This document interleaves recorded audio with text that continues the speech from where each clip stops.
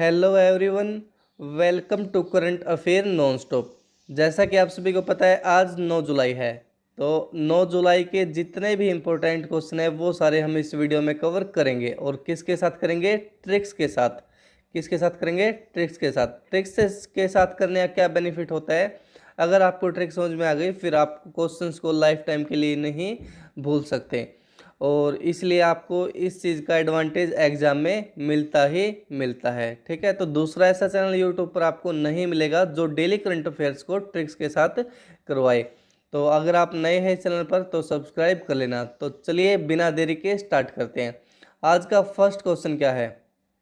आज का first question है, हाल ही में भारत ने किस देश में संस्कृत विद्यालय बनाया है? ठीक है, संस्कृत स्कूल। तो देखिए, जो हमारा पड़ोसी देश है नेपाल, भारत ने नेपाल में संस्कृत विद्यालय बनाया है। अब इस प्रश्न को लर्न करने की ट्रिक देखते हैं जिससे हम इस प्रश्न को लाइफ टाइम के लिए याद रख पाएं। देखिए, माता सीता कहाँ की थी? नेपाल की। ठीक है, कहाँ की थी? नेपाल की। इसलिए माता सीता से रिलेट करके हमने ये ट्रिक बनाई है। माता सीता का था यही मत। ठीक है, और माता सीता का था यही मत, नेपाल में पढ़ाई जाए हमेशा संस्कृत। ठीक है, मत से आपको कोऑर्डिनेशन बनाना है संस्कृत का। आई होप आपको ये ट्रिक समझ में आई होगी। ठीक है, माता सीता का था यही मत, नेपाल में पढ़ाई जाए संस्कृत। ठीक है, तो आई होप आपको ये ट्रिक समझ में आ गई होगी। कहने का मतलब ये है, भारत ने नेपाल के अंदर क्या बनाया है? संस्कृत विद्यालय। ठीक है, नेक्स्ट क्वेश्चन की ओर बढ़ते हैं। और नेपाल से अभी अभी जो मतलब हमारे जो रिश्ते हैं उनमें खटास आ चुकी है। क्यों? क्योंकि नेपाल क्या कर रहा है, अपने जो 3 पॉइंट्स है, अपनी जगह है जो भारत की, उनको अपने नक्शे में उन्होंने क्या कर दिया है, एक विधेयक लाके संसद में उसको पास कर दिया है। और जो वहाँ की प्रेसिडेंट है विद्या देवी भंडारी, उन्होंने भी उस अध्यादेश के ऊपर अपने हस्ताक्षर दे दिए हैं। ठीक है, तो इसलिए जो नेपाल है आज की तारीख में क्या कर रहा है, जो चाइना है उसकी मदद कर रहा है भारत की मदद करने के बजाय। और जबकि नेपाल हमारा हमेशा से पड़ोसी देश रहा है और हमारा अच्छा घनिष्ठ मित्र भी रहा है। ठीक है, तो चलिए नेक्स्ट क्वेश्चन की ओर बढ़ते हैं। नेक्स्ट क्वेश्चन में क्या पूछा गया? सेकंड क्वेश्चन में हमारे से, हाल ही में ओला ने अपने ग्राहकों को डिजिटल पेमेंट सुविधा के लिए किसके साथ समझौता किया है? ठीक है, ओला ने ये कहा है कि वे जो उनके कस्टमर है वो डिजिटल पेमेंट के लिए एक ऑप्शन और उनके लिए बढ़ा दिया जाए। कौन सा? फोन पे। ठीक है, तो इसलिए ओला ने अभी अभी फोन पे के साथ क्या किया है? समझौता किया है। किस लिए? ताकि जो उनके कस्टमर है वो डिजिटल पेमेंट कर सके फोन पे के थ्रू। ठीक है, चलिए नेक्स्ट क्वेश्चन की ओर बढ़ते हैं। देखिए, अभी अभी क्या हुआ, एक देश के अंदर गोल्ड प्लेटेड नाम का होटल खोला गया है। ठीक है, gold plated hotel.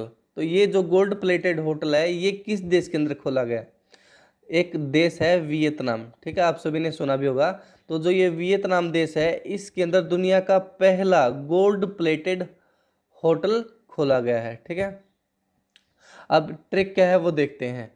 Vietnam, Vietnam, ठीक है, वियतनाम खाते हैं गोल्ड के आम। ठीक है, वियतनाम से कोऑर्डिनेशन बनाना है आपको आम का। ठीक है, वियतनाम खाते हैं गोल्ड के आम। ठीक है, यानी वियतनाम में क्या खुला है? Gold plated hotel. ठीक है, आई होप आपको ये ट्रिक समझ में आई होगी। नेक्स्ट क्वेश्चन की ओर बढ़ते हैं। हाल ही में किस के नाम पर AIARI झारखंड की बिल्डिंग का नाम रखा गया है? ठीक है, देखिए झारखंड की जो बिल्डिंग है IARI, ठीक है, इसका नाम किसके ऊपर रखा गया है? श्यामा प्रसाद मुखर्जी के ऊपर। अब जो ये श्यामा प्रसाद मुखर्जी है ये कौन थे? ठीक है, तो देखिए जो श्यामा प्रसाद मुखर्जी है ये जो है बेसिकली जो बीजेपी जो पार्टी है ना इसके फाउंडर थे। ठीक है, यानी जो बीजेपी की पार्टी की जो नींव रखने वाले व्यक्ति थे वो कौन थे? श्यामा प्रसाद मुखर्जी। ठीक है, इस चीज़ को आपको लर्न भी रखना, ये बहुत इंपॉर्टेंट व्यक्ति थे। नेक्स्ट क्वेश्चन की ओर बढ़ते हैं। हाल ही में CBSE ने कक्षा 9 से 12 तक में सिलेबस में कितने प्रतिशत की कटौती की है? देखिए, आप सभी को पता है लॉकडाउन चल रहा है तो बच्चे स्कूल में जा नहीं पा रहे हैं कोरोना की वजह से, और केस इतने ज़्यादा बढ़ रहे हैं। ठीक है, और जब मैं ये वीडियो शूट कर रहा हूँ आज 9 जुलाई को, तो ऐसा बताया जा रहा है कि डेली के अब कम से कम 25 से 30 हज़ार पेशेंट आ रहे हैं। ठीक है, तो इस कंडीशन में बच्चों को स्कूल में भेजा नहीं जा सकता और उनकी परीक्षाएं करवाना भी जरूरी है। तो इसलिए सीबीएसई ने एक बहुत ही अहम इम्पोर्टेंट फैसला लिया है। क्या? उन्होंने सिलेबस में 30% की कमी कर दी है। ठीक है, जिससे क्या होगा, बच्चों को पास होने में आसानी रहेगी, क्योंकि बच्चे मतलब पढ़ तो रहे नहीं हैं। ठीक है, क्योंकि और ऑनलाइन क्लास भी बहुत कम लग रही है बच्चों की, तो इसलिए सीबीएसई ने यह फैसला लिया है, यानी 30% सिलेबस को कम कर दिया 9 से 12 क्लास तक। 6th क्वेश्चन को देखते हैं। हाल ही में किसने एक स्कीम लेके आया है, कोई बैंक जिसका नाम है भविष्य बचत खाता। ठीक है, भविष्य जो बचत खाता स्कीम है, ये कौन सा बैंक लेके आया है?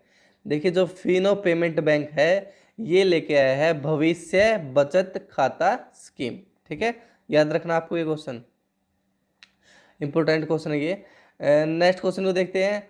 हाल ही में डॉक्यूमेंट को स्कैन करने के लिए सेल्फ स्कैन लॉन्च किया है, तो ये किस राज्य ने किया है? ठीक है, देखिए पहले सेल्फ स्कैन नहीं होता था, तो इसलिए डॉक्यूमेंट्स को सेल्फ स्कैन करने के लिए एक राज्य योजना लेके आया है। उस राज्य का नाम है वेस्ट बंगाल। ठीक है, अब ट्रिक क्या है वो देखते हैं। इस क्वेश्चन को हमेशा लर्न रखने के लिए, अब नहीं है बैन सेल्फ स्कैन। ठीक है, अब नहीं है बैन सेल्फ स्कैन। बैन से आपको क्या याद रखना है? बैन से आपको क्या याद रखना है? बंगाल। क्या याद रखना है? बंगाल। और सेल्फ स्कैन, यानी सेल्फ स्कैन को स्टार्ट करने वाला राज्य कौन सा बन गया है? वेस्ट बंगाल। 8 क्वेश्चन को देखते हैं, चलिए। 8 क्वेश्चन में क्या पूछा गया है? शैक्षिक बुनियादी ढांचे के लिए भारत ने किसके साथ 5 समझौते किए हैं? ठीक है, तो देखिए, भारत ने अफगानिस्तान के साथ शिक्षा में बुनियादी ढांचे को सुधारने के लिए 5 समझौते किए हैं। ठीक है, अब इस प्रश्न को कैसे हम ऑल लाइफ टाइम के लिए याद रख सकते हैं वो देखते हैं जरा। देखिए, अफगान चाचा करेंगे ठीक शिक्षा का बुनियादी ढांचा। ठीक है, अब कहने का अर्थ क्या है? अफगान से आपको याद रखना है अफगानिस्तान। ठीक है, करेंगे ठीक शिक्षा का बुनियादी ढांचा, यानी शिक्षा का बुनियादी ढांचा ठीक करने के लिए 5 समझौते हमने अफगानिस्तान के साथ किए हैं। ठीक है, आई होप आपको ये पॉइंट समझ में आया होगा।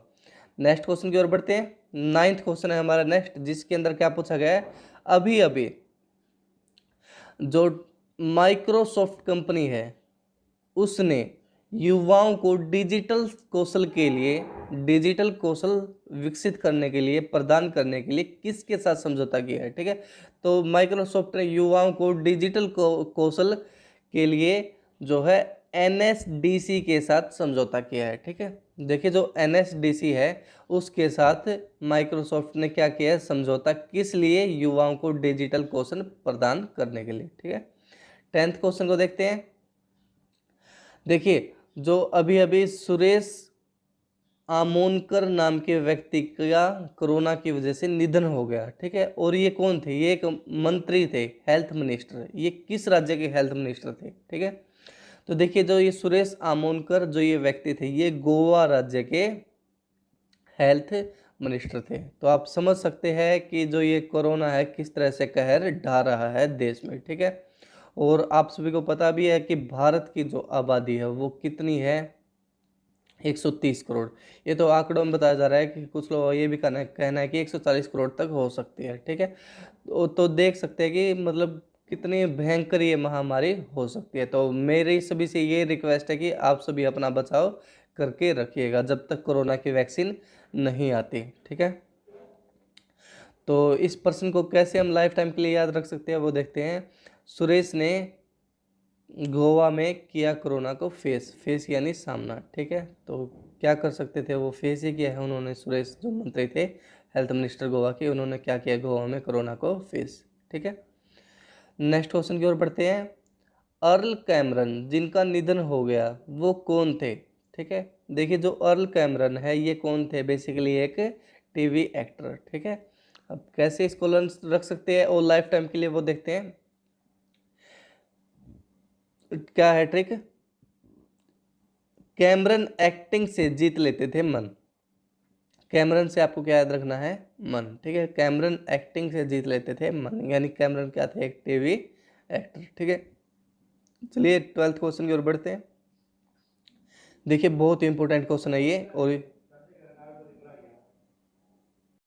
12th क्वेश्चन में क्या पूछा गया हमारे से, देही पटकाई वन्यजीव अभयारण्य को राष्ट्रीय उद्यान का दर्जा दे दिया गया है, यह किस राज्य का है। ठीक है, देखिए ये वन्यजीव अभयारण्य को राष्ट्रीय उद्यान का दर्जा दे दिया गया है, यह किस राज्य का है। ठीक है, देखिए ये एग्जाम में 100% आने के चांसेस है। ठीक है, कितने परसेंट, 100%। बहुत ही इंपॉर्टेंट क्वेश्चन है ये। ठीक है, तो ये जो असम राज्य का देही पटकाई वन्यजीव अभयारण्य है, इसको राष्ट्रीय उद्यान का दर्जा दे दिया गया है। ठीक है, अब ट्रिक क्या है वो देखते हैं। लगा के जाम देह को पटक लो इन असम। देह क्या होता है, शरीर। ठीक है, लगा के जाम देह को पटक लो इन असम। ठीक है, यानी जो देही पटकई जो वन्यजीव अभयारण्य है उसको राष्ट्रीय उद्यान का दर्जा दे दिया गया, और ये किस में है, असम राज्य में। ठीक है, नेक्स्ट प्रश्न को देखते हैं।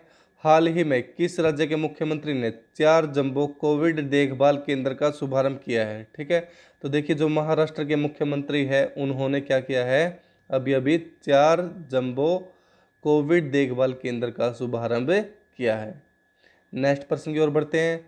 हाल ही में इंस्टाग्राम पर सबसे ज़्यादा कमाई करने वाले सेलिब्रिटी कौन बन गए हैं। देखिए जो ड्वेन जॉनसन है, तो ये को क्या बन गए हैं, इंस्टाग्राम पर सबसे ज़्यादा कमाई करने वाले व्यक्ति। ठीक है, नेक्स्ट क्वेश्चन की ओर देखते हैं। ये आज का हमारा आखिरी क्वेश्चन है। हाल ही में एशिया के सबसे बड़े सोलर पार्क का उद्घाटन कहाँ किया गया। तो जो मध्य प्रदेश राज्य है वहाँ पे एशिया के सबसे बड़े सोलर पार्क का उद्घाटन किया गया है। ठीक है, आई होप आप सभी ने इस वीडियो को एंजॉय किया होगा। तो चलिए हंसते रहिए, मुस्कुराते रहिए, मिलते हैं नेक्स्ट वीडियो में।